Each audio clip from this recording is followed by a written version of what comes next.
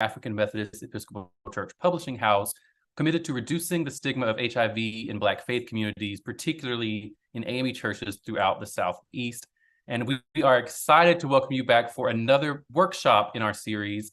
And we're thrilled tonight to be joined by Dr. Allison Mathews for a workshop on stigma, what it is, where it comes from, what's our role in combating it.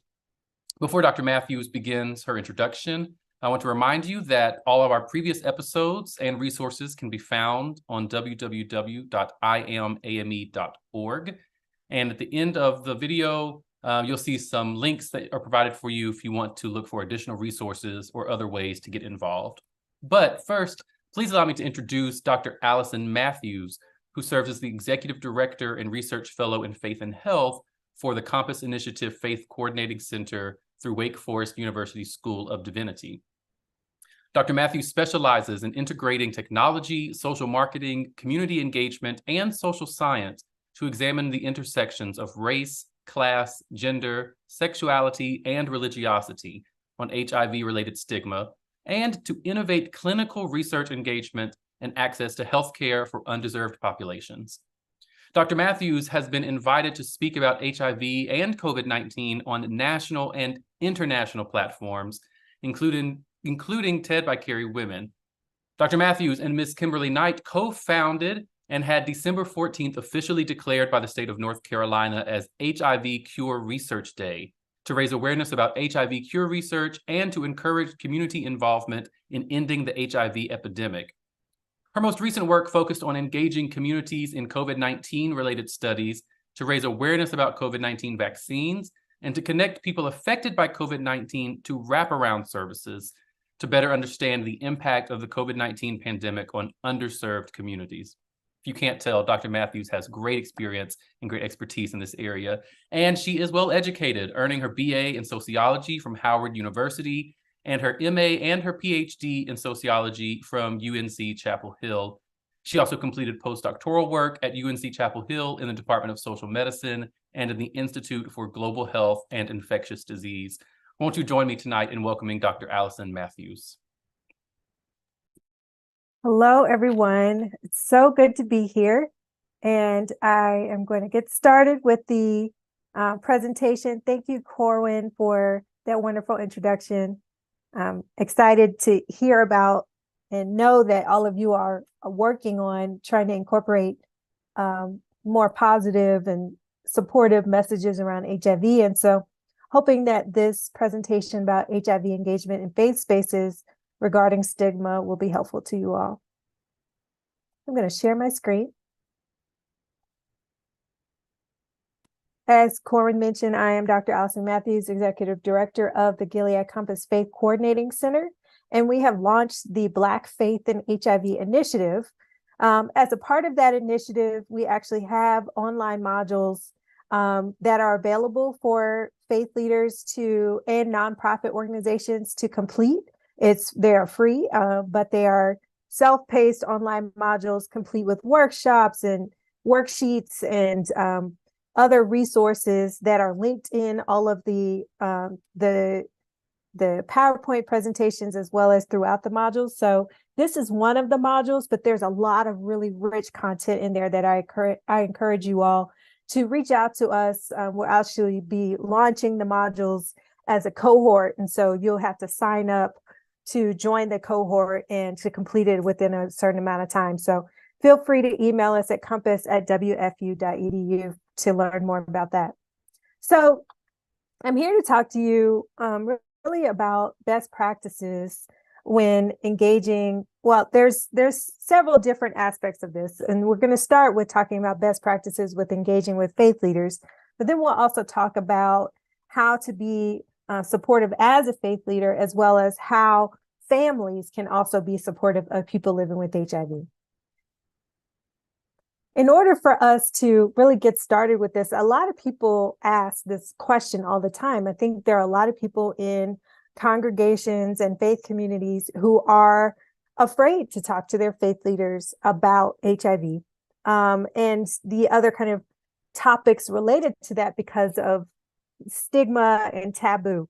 They're afraid that if they go to their faith leader, that faith leader is going to automatically reject them, and they're not sure if it would be a safe space for them.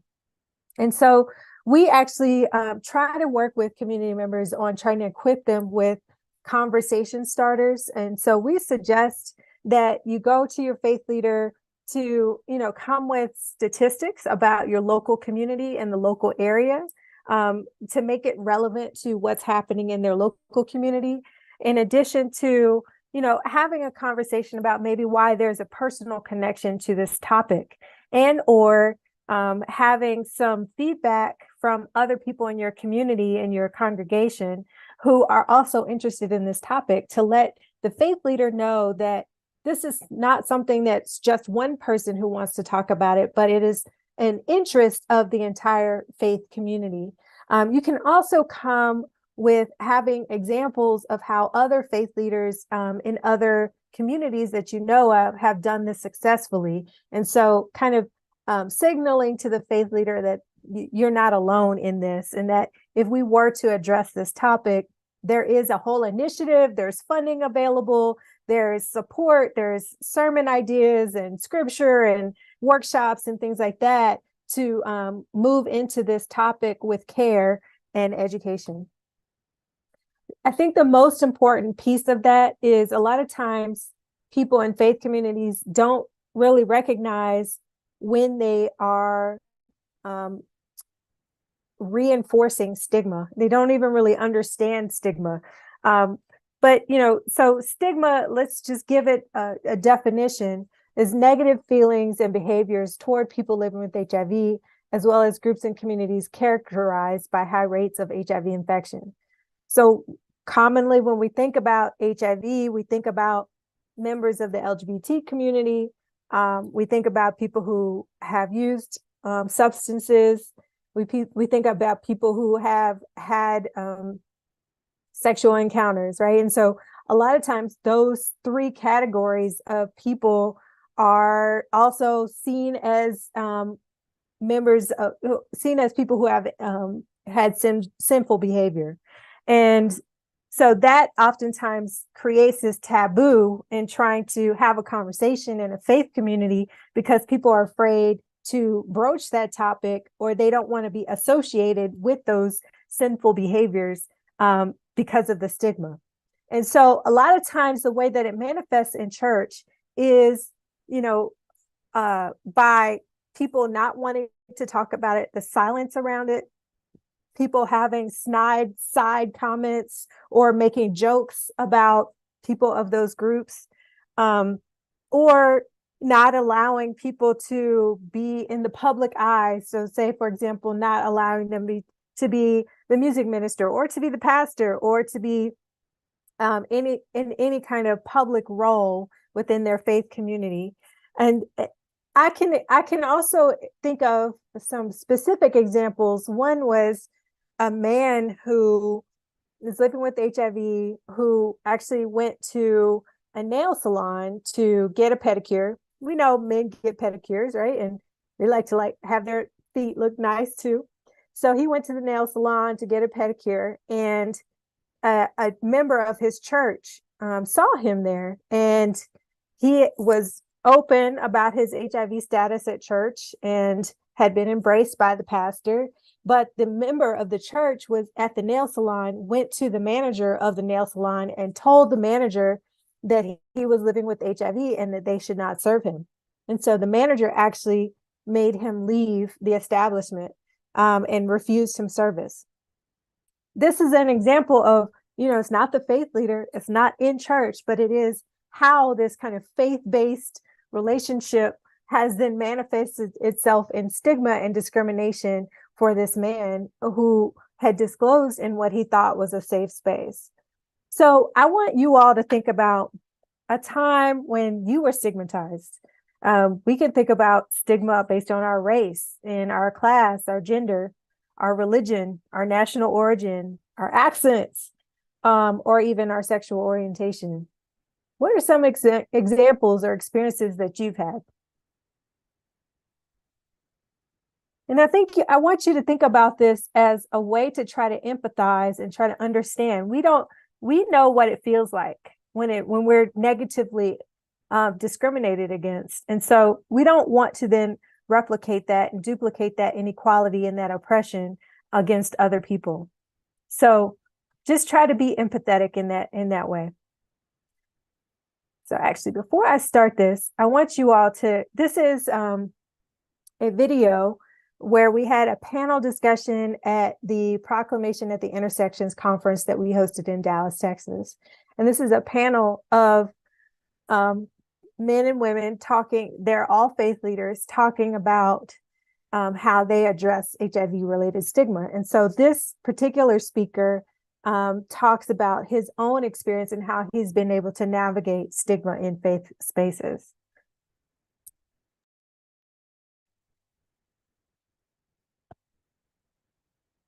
Problematic as he may sound, I think of Marshall Foucault, and I think about the work called Fearless Speech. He pulls this word parrhesia out.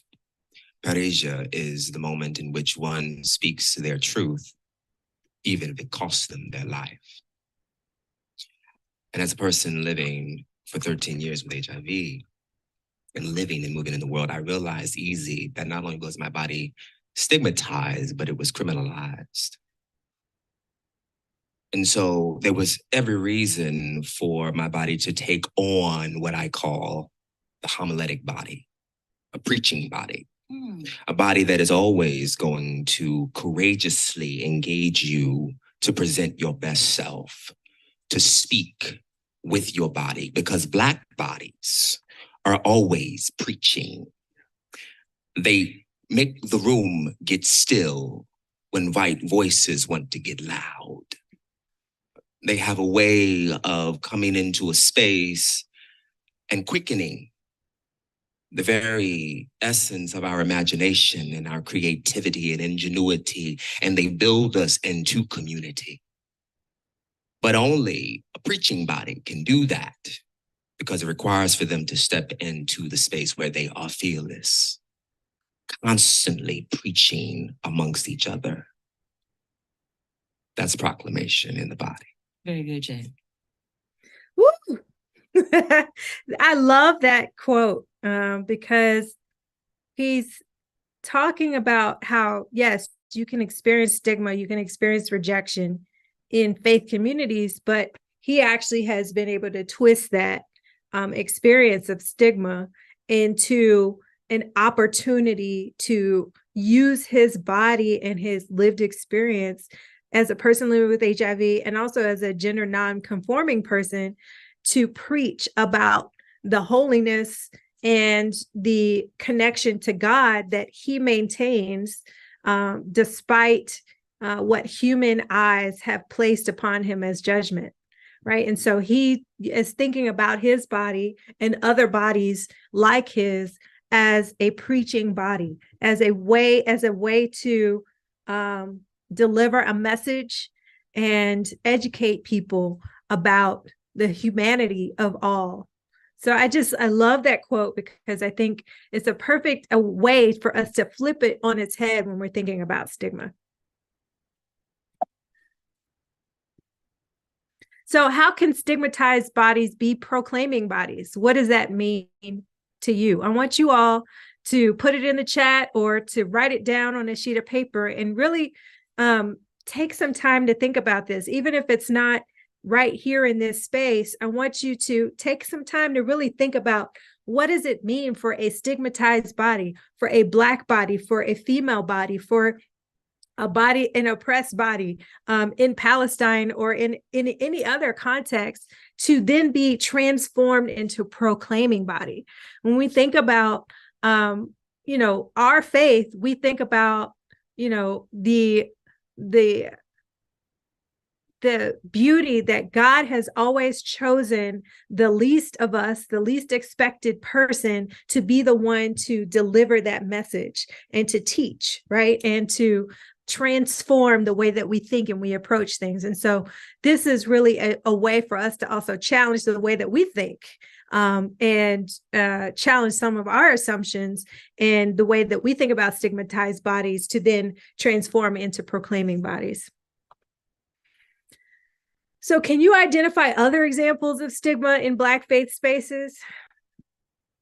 I think some examples, we actually just had a group chat. It was on this new platform called Threads. It's similar to Twitter, where we talked about experiences with trauma and church hurt. And some of the examples that were given, it's not always just about HIV. It's kind of the issues that surround it, right? It's the legalistic approach that some faith leaders have to faith, thinking that you need to follow the rules and conform to the social norms in order to be accepted by God, or accepted by your Savior, or accepted by your faith community.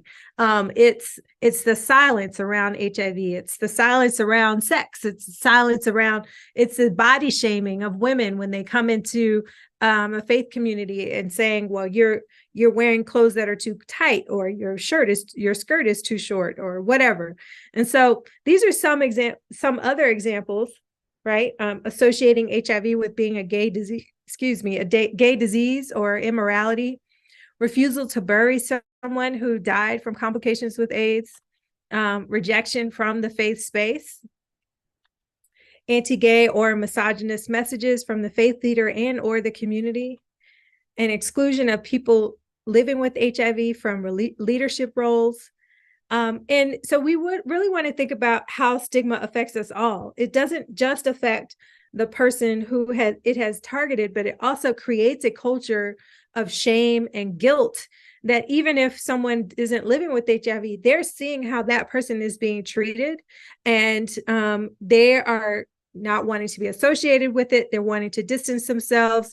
They're, and they may even internalize some of the things that they identify with that person and saying, well, if they're being treated like that, then you're also going to treat me that way. And so, and also they may internalize those messages and think of themselves as eternally damned to hell, or saying that they're inherently evil or inherently bad person, start to hate themselves and think that they don't deserve to live, having depression and a low self-esteem and experiencing social rejection. I know many people who have been rejected from their families, kicked out of their homes, and lost a sense of safety because of that, and a lack of desire to, and it also kind of manifests in this lack of desire to seek healthcare support, like getting tested or getting on or staying on treatment. People not wanting to be reminded that they have HIV, so they don't want to take the pill because it reminds them that they have HIV, right? And being disconnected from your family units. I have a woman who is in her 60s living with HIV, who has a very fractured relationship with her children, not only because of her HIV status, but because she, I guess because of how she got HIV, and she was involved in using substances, and that created this fractured experience with her family. And so now, she's no longer on substances, but that lingering pain is still there. And so she is now disconnected from her family because of it. And then it affects her because it makes it more difficult for her to stay on her medication and to seek the treatment and the help that she needs.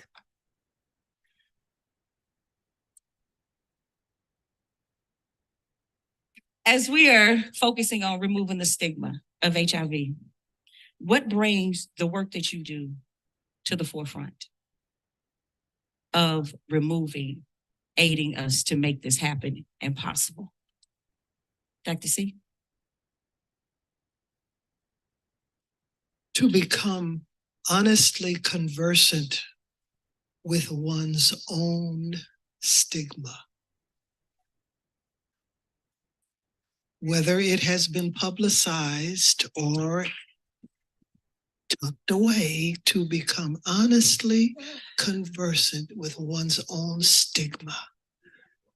Whether it is the stigma imposed upon me by my context or my conscience that has made me hide.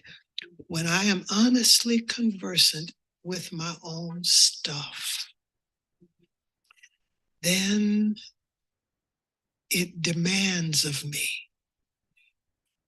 to step into the ring to dismantle that thing over my brother or my sister. It demands it of me. If I can remain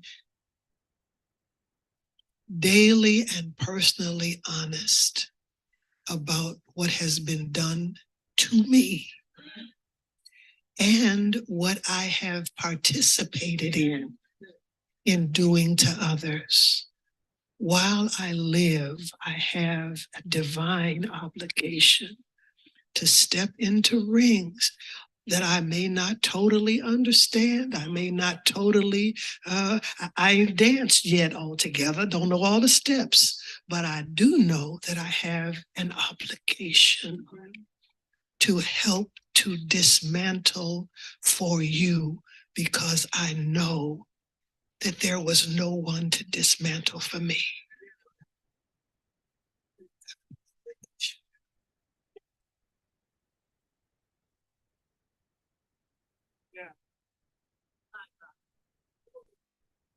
Michael Jackson has a song, Man in the Mirror. And being in this work since 2015, I've had to look at myself, Pastor. And there were moments where he began to tell me, I didn't call you to judge, but I've called you to love. To walk in spaces where I did not understand, but I knew there was a power of love in this community that I did not necessarily get on second and fourth Sunday. What Dr. Copeland has just done for me as a preacher of 23 years, who could not be ordained because I had two breasts and two ovaries. I had to realize there was a time and place for everything. But however, I need to forgive them and forgive me because I hated them. So with that being said, we have to forgive ourselves for not understanding all of HIV, for not understanding all of LGBTQIA+. And what you've just done, Pastor, Doctor, has just set an atmosphere for the ones who want to do the work, but may not necessarily know how to do the work. You have just, opened up the door for us to walk in with I don't know, but I'm willing to walk in. With that. Woo! I cannot wait for y'all to come to the next At the Intersections meeting, because it is powerful. This, I think, is a really perfect segment to highlight how it's really important for faith leaders to forgive themselves and to provide themselves with grace in learning and evolving. We cannot just stay in the same space for our entire lives. Nobody expects that of us. And so why then would we also expect ourselves to stay in the same space in regards to the positionality around HIV, right? And so this, I think, is a perfect conversation. I encourage you all to go to blackfaith.org to see the entire panel discussion, because it really dives deep into these topics. But for us as faith leaders to also provide grace among ourselves to be able to move forward and evolve in this work. As we are focusing on removing the stigma. So, how to incorporate HIV messages into faith community practices. There are many tools that we have available on the blackfaith.org website. And I will also be providing the PowerPoint slide deck so that you can access these links. We have a link to a faith leader toolkit that we have developed from the Faith Coordinating Center that has litanies, sermons, and scriptural texts and kind of guidance on the language, the appropriate and culturally appropriate language to use. We also suggest that you could, something as an easy lift is to host an HIV testing event.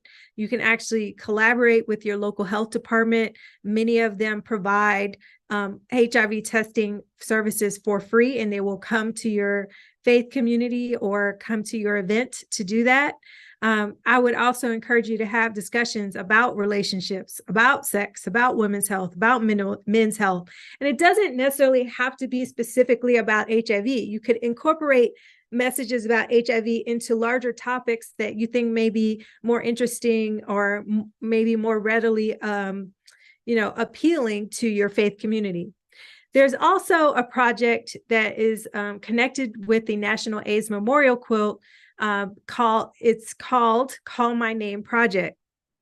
And with the Call My Name Project, you can actually email the National AIDS Memorial Quilt. They will give you guidance on how to create your own panel to be added to the AIDS Memorial Quilt. One of the really important reasons why they're doing this is because there's an underrepresentation of Black and Latinx names on the quilt. The majority of the quilt is represented of white men. And so they wanted to make sure that it more accurately reflected the epidemic and how it has impacted the African-American community. And so they're working with faith communities to add names, or you could even just create a panel for your church or your faith community that indicates your support for talking about and support for the people who have died from complications with AIDS. Power Within Reach film also is something that we have produced in collaboration with Gilead, and it has a discussion guide. I'm actually going to show you a short clip from that film, and it's a 3-minute film, but we also have 30-second segments as well. And there's a lot of images and themes that are in that 3 minutes that you can unpack with the community. So just some things, some quick things that I don't want you to leave this training without having knowledge of. One, if you notice, I keep saying people living with HIV. It's really important for us to not use HIV infected or an infected person. We say people living with HIV because we want to acknowledge and value the person, and they are living with a disease just like anyone else, rather than using the word infected kind of places a value judgment on them, and it also adds to the stigma. The other one that I think is important for you to know is complications with AIDS, or AIDS complications, instead of saying full-blown AIDS or a person, or you can say person living with AIDS, but you don't say that someone died from HIV. You actually cannot die from HIV. Once someone acquires HIV, that's another way that we say it, is acquire rather than is infected with. You acquire it because you're receiving it from someone else.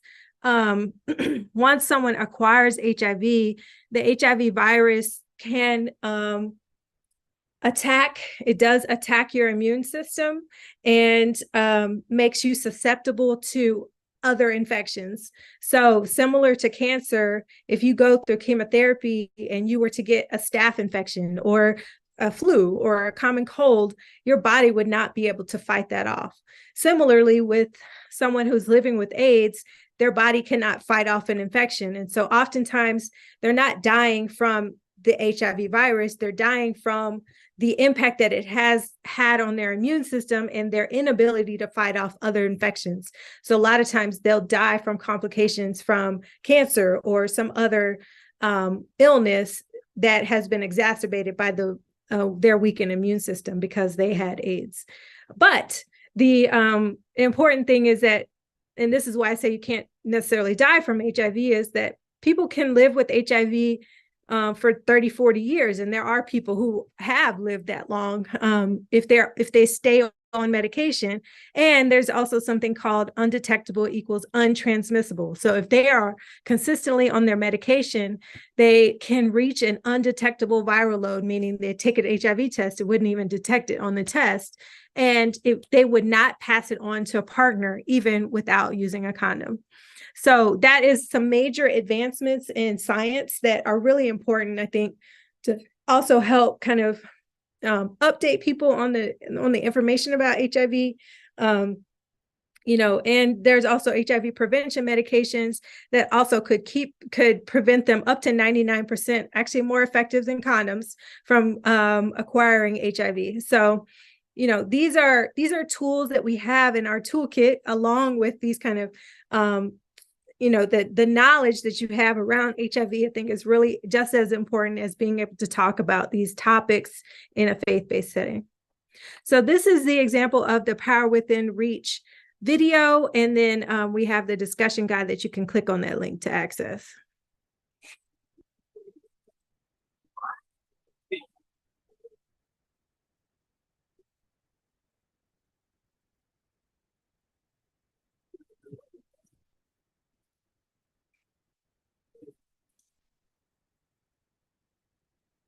Hey, you.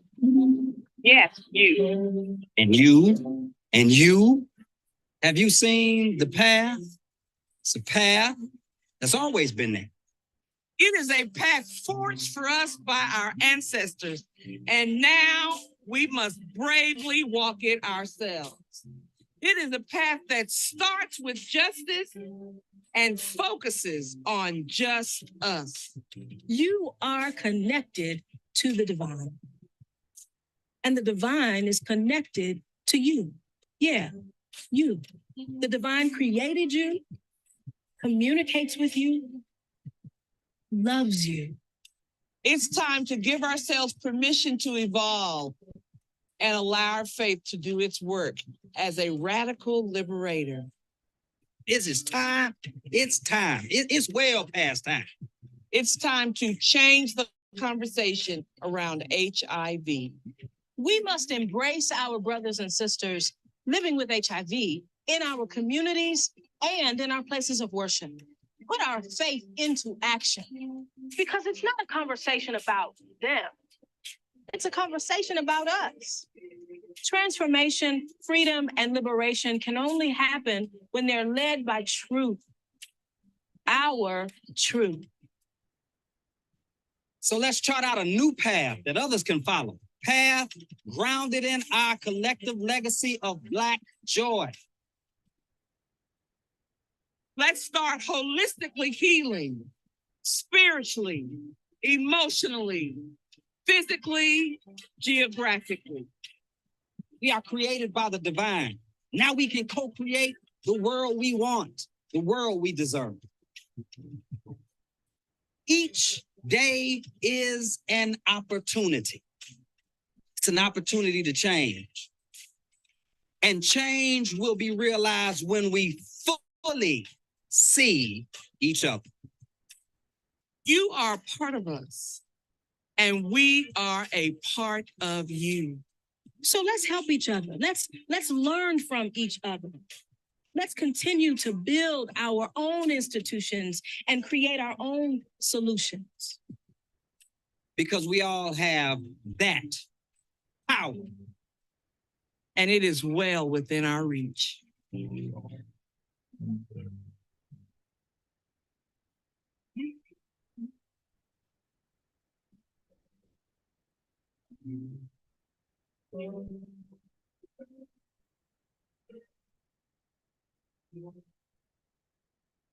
So just some things that I want to point out in that video that maybe you didn't pick up just from quickly looking at it. At the very beginning, there was a gender non-conforming person who was working in a barbershop, and the actual barber was the Muslim man who was then later seen praying. And then you saw kind of the faith leaders in different parts of the community. They weren't just in the faith community in the building.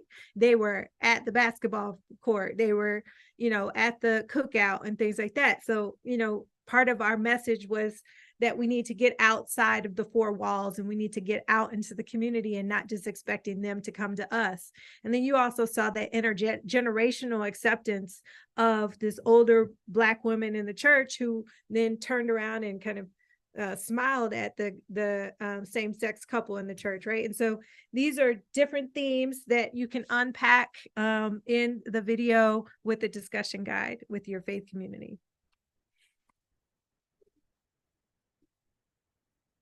So I also wanted to talk about, we mentioned that you could partner with the AIDS Memorial Quilt. This, I think, this is probably one of the most moving experiences, because I actually was able to talk to my family about adding a family member onto the AIDS Memorial Quilt. And it took some time. It took some conversations. Growing up, I remember a family member who it was rumored that he had HIV and that he died from complications with AIDS, but nobody really talked about him, and it was just kind of swept under the rug. And honestly, he was forgotten. I couldn't find many pictures of him, and people couldn't remember, details about him. But I always remember that that was something that they talked about. And they did talk about how loving he was and how he was a creative person. He was an actor and things like that. And it was to the point where I don't even know where he's buried. I still don't know. But I spoke with his sister, who's in her 80s now, and got permission from her. She's my cousin, and got permission from her to honor his name on the quilt. And so there was also some conversations within our family. Do we want to do this? Is this something that is going to honor his name? Right. But ultimately we decided it was really important for us to do this, and that this was a great opportunity for us to honor his name and to make sure that he was not forgotten. So I just want to play a clip from when we were able to commemorate him.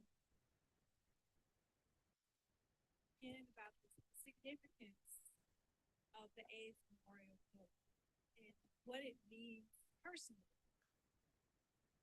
As we were planning this conference, we were having conversations with Dwayne and Jada and talking about what it would mean for us to engage faith communities about the people we've lost, our family members, our loved ones we've lost from complications with AIDS.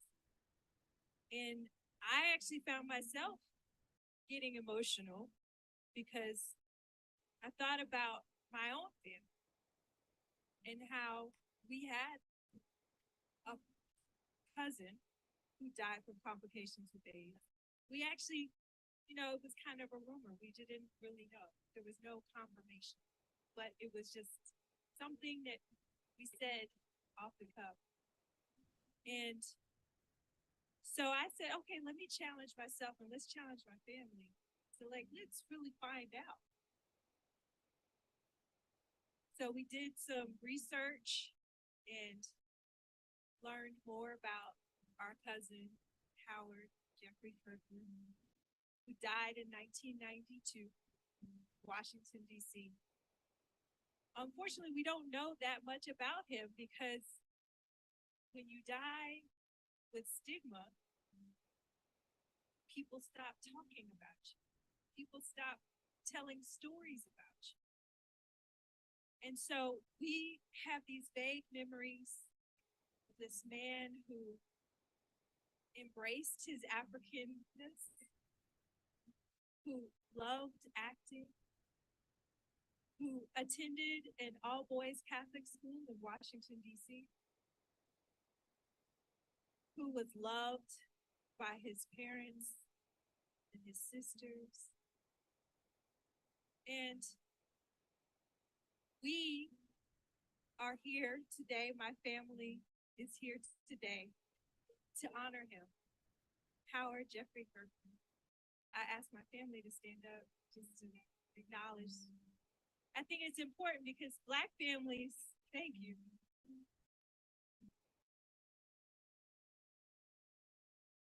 When we saw this, oh my goodness, we started crying. My mom and I just started crying looking at this. And this, it's so important. We don't even know where he's buried. But this is a way for us to be able to say, we love you, we remember you, we honor you as our ancestors.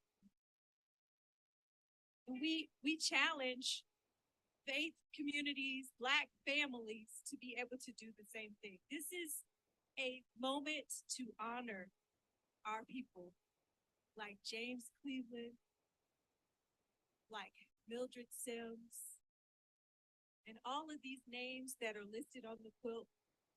We welcome you and we invite you to sign. We actually have a panel that is specifically for this conference, for you to go and sign your name to say, we love you, we celebrate you, we honor you. We also have tables in the junior ballroom where you are able to, if you know a loved one. So I'm going to skip, and I want you to also, I know you can't, the volume is low, but I want you to also hear something else that we incorporated into this was singing a litany.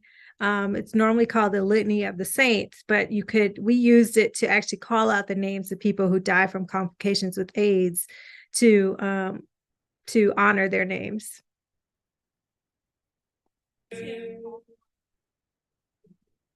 Charles Jones, James Butler,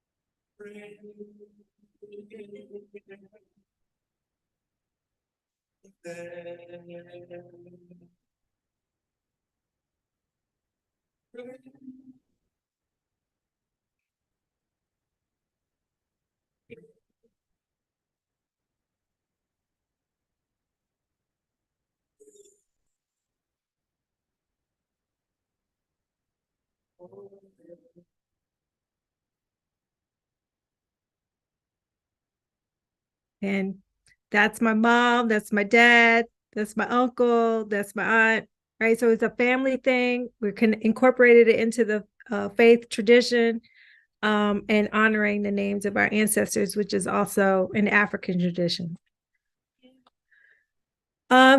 So, this also kind of makes us to think about what impact HIV stigma has on families. That was something that was really emotional and painful for us and for our families. And that's just thinking about someone who has died, but there are also people who are living with HIV and who are members of families. And so what are families already doing to provide care and support for people living with HIV? There are examples of, giving people rides to their clinic appointments, texting them to remind them to take their medication, checking in on them just as a person. Maybe it doesn't always have to be about their HIV, but just checking in on them as a person, inviting them to things, and just making them feel a part of a community.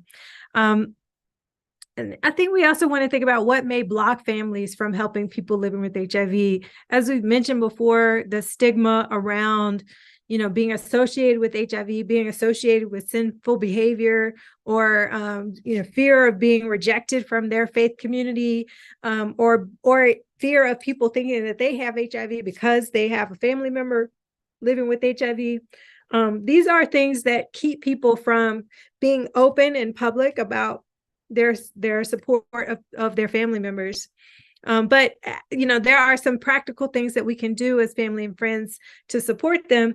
And we're actually working on, and hopefully we'll be able to get this out soon, a Black Family Toolkit that will give you conversation prompts and help you to have those tough conversations, and to also kind of give you tips on how to be more supportive of people living with HIV who are loved ones. So here's some examples.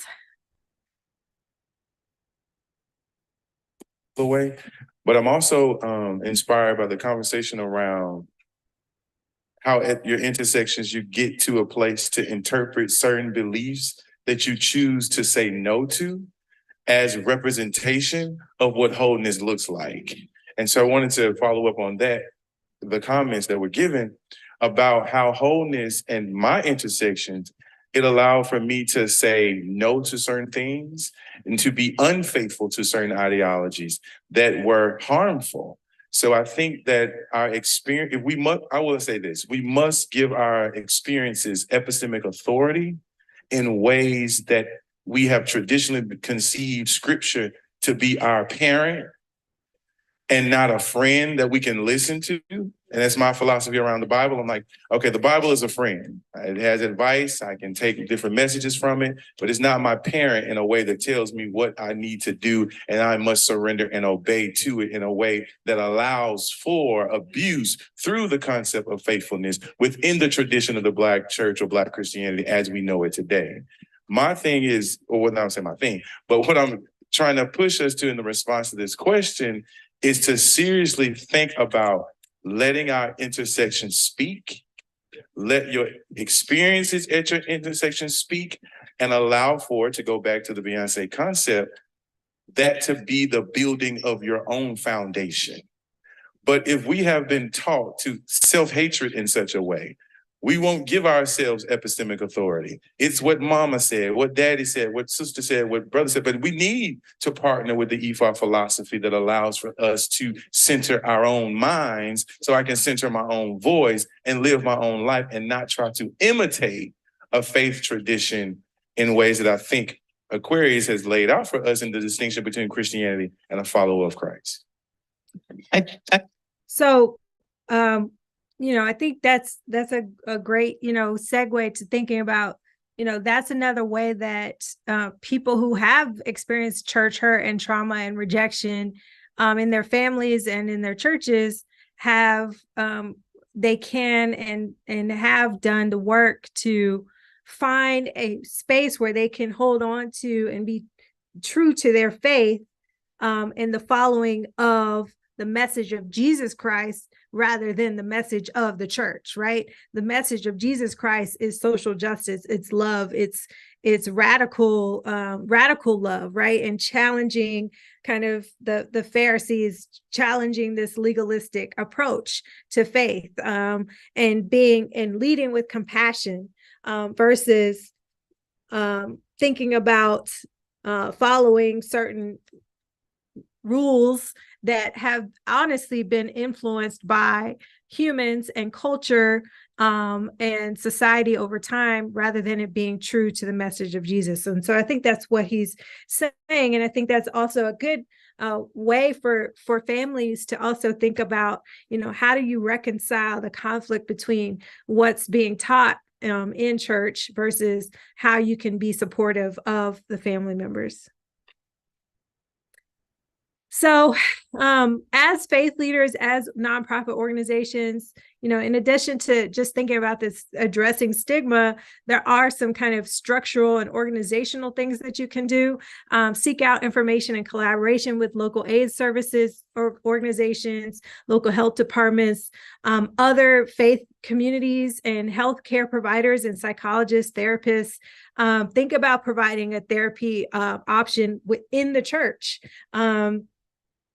And reaching out to do HIV testing events, having the faith leader get tested in front of others. You can also access resources such as education materials, trainings, testing kits, condoms, and other necessary resources from these organizations.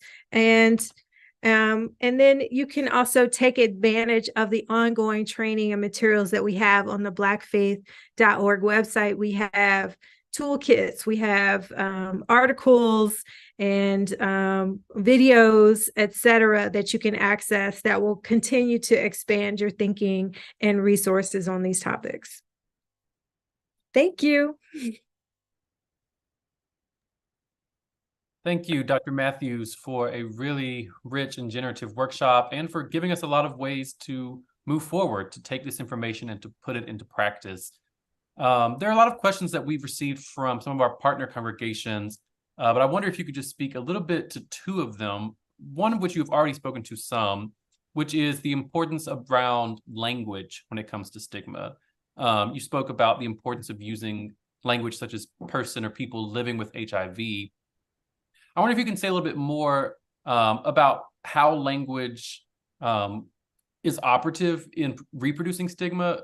And then on the flip side, kind of going to what the clip you shared from Pastor Copeland, how might we be able to extend grace to ourselves as we navigate through honoring the best language, even if we don't know what that is and people are trying to figure that out?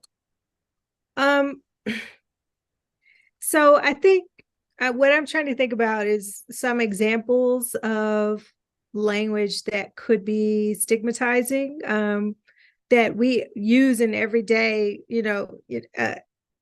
so for example, a lot of times we are hesitant to use different pronouns. People are like, well, I don't understand what that is, what it is, why are we even using these things? And that's not biblical, things like that. And actually, pronouns are very important in the Bible. You see he and she and they, and often in the Bible and in reference to God. If you look at the original Hebrew, Yahweh is actually a combination of masculine and feminine pronouns. And so the name of God is they. Right. So if we think about that as an example, I think we need to also think about ways that we can expand our willingness to explore new language. Language really has power because language can be used to oppress or it can be used to uplift. So, I think examples of language that we're familiar with, that has been used to oppress. A lot of times people will say the looters or the thugs out there versus protesters who are justified in fighting against oppression, right? So you're using that language to justify violence being inflicted on them. And so if we think about that also in regards to using language to other or to make someone feel like they are not a part of the group or they are less than, because we don't want to use the pronouns they, them, or we don't want to or we don't want to celebrate someone for the clothes that they wear. They feel like they need to be covered up or whatever the case may be, then that is a form of oppression, verbal oppression. And then it justifies violent acts against someone. So that's why language is really important for us to be reflective on how we talk about people and using person-centered, person-first language. And if you don't know the proper words, proper terminology, a lot of people get like they want to say the right thing, but they feel afraid to say the right thing. Just ask someone, how do you prefer to be referred to? What is the proper way for me to have this conversation with you? And also just saying like, look, I may not say all the right things, but I want you to know that my intentions are good and I want to learn. And so, even if you're not here to teach me all the things, because a lot of people feel like it's not their responsibility to teach, just acknowledging that I don't know everything right now and I don't want to offend, but, please just like, let me know what's the proper way that you would like to be, referred to, right?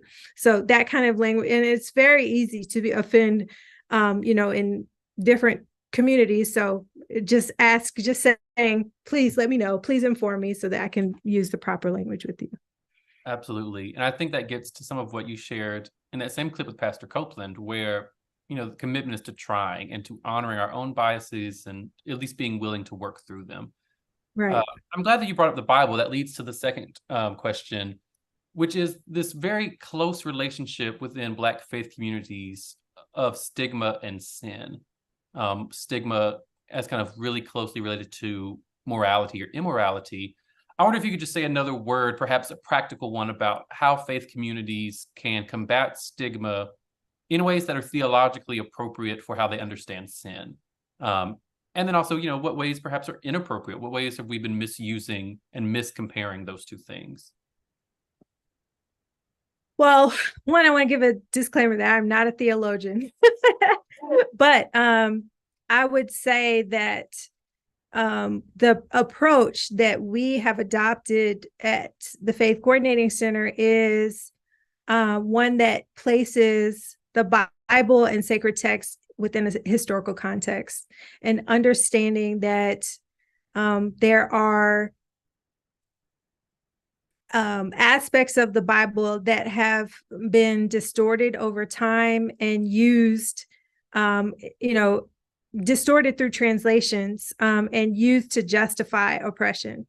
And there are many pieces of the Bible that people pick and choose to justify that oppression. And so we tried to adopt a historical context and understanding what was happening at the time of Jesus in the society, in the Hebrew society, understanding Greco-Roman society, and how that, and Hellenistic society, and how that influenced and shaped the stories and the language that was used in the Bible. And then also acknowledging that God is not the Bible and the Bible is not God, right? God continues to live and is a living God and continues to evolve with us. And so if we believe that God evolves with us, then God continues to speak through the ongoing prophets of society, right? And so those prophets could be people like James Baldwin, or people who are living today, who are speaking and challenging us to evolve in our thinking. I think the other kind of, I don't know, does that help answer your question? It does. Yes, it does. I think, and for our viewers, our fourth workshop upcoming is with a theologian, so you'll be able to ask her more direct questions. But I think you hinted at precisely what some of the hope of the project is to recognize that some of the ways we think about sin that lead us to stigmatize people first involve an interrogation of how we understand sin and how we understand kind of what our moral or value judgments we're placing upon people, groups, or behaviors.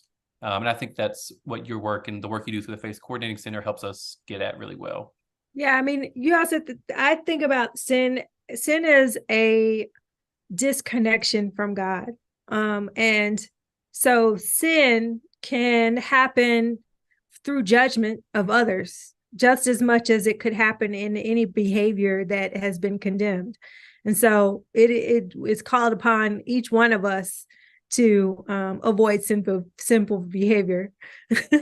But then what I'm saying with taking in the context and the times of the Bible is that the things that we have associated with sin have actually been distorted through centuries of translation.